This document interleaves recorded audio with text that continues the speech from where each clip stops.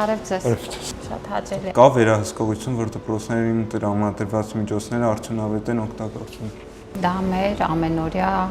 խնդիրներից մեկն է, որ մենք քննարկում ենք,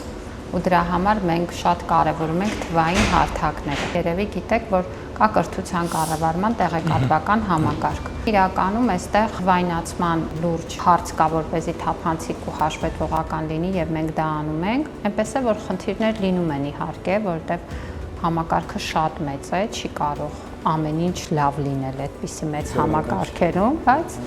ձևերը կան։ Շատ լավ է, որ նոր չափորոշիչներով անցնում ենք արդեն առողջ ապրելակերպ, մասնագիտական կողմնորոշում, բայց ճիշտ կլիներ նաև, որ անցնենք ֆինանսական գրագիտություն, էկոլոգիական գրագիտություն, առաջարկում եմ նաև իրականացնենք որոշակի միջոցառումներ, որոնց ժամանակ մենք կարողանանք ներկայացնել տարբեր ազգերի մշակույթները։ Գիտեք ինչպես է ինտեգրված ֆինանսական գրագիտությունը տարբեր առարկաների մեջ, կենտրոնական բանկի մեր գործընկերների հետ աշխատել ենք, որ խնդիրների ձևակերպումների մեջ, տեղեկատվության մեջ դա ներառվի։ Էկոլոգիական կրթությանը մենք շատ մեծ տեղ ենք տալիս, շատ մեծ եւ առանձին նաեւ մրցույթներ ենք անում, միջոցառումներ ենք անում կլիմայի փոփոխությունների կոնտեքստում, նախագծեր ենք իրականացնում,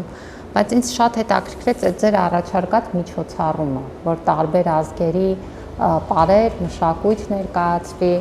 ինչ աջակցության կարիք ունեք, որ դա անեք։ Նախարարությունը ինչպես օգնի ձեզ։ Ինձ թվում է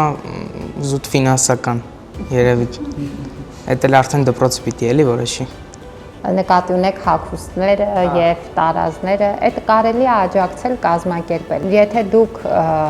միասին այդ գաղափարը կձևակերպեք դպրոցում, եւ մենք նաեւ շատ ծրագրեր ունենք ազգային փոքրամասնությունների հետ կապված, կարծում եմ իրենք էլ մեզ շատ մեծ հաճույքով կօգնեն։ Հայտարարությունը հունիսի վերջերին է դրած, նշված էր, եթե ապակա ուսուցիչները կամ